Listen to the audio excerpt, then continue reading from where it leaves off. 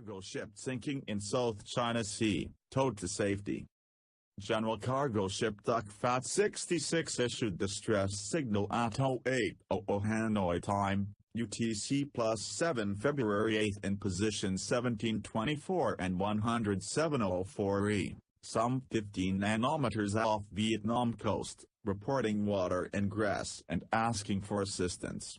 Two nearest fishing vessels were ordered to stand by and assist if possible. Later the ship, loaded with 1853 tons of rice, was towed to Cua Viet port, either by a Vietnamese SAR ship, or by fishing vessel, not clear.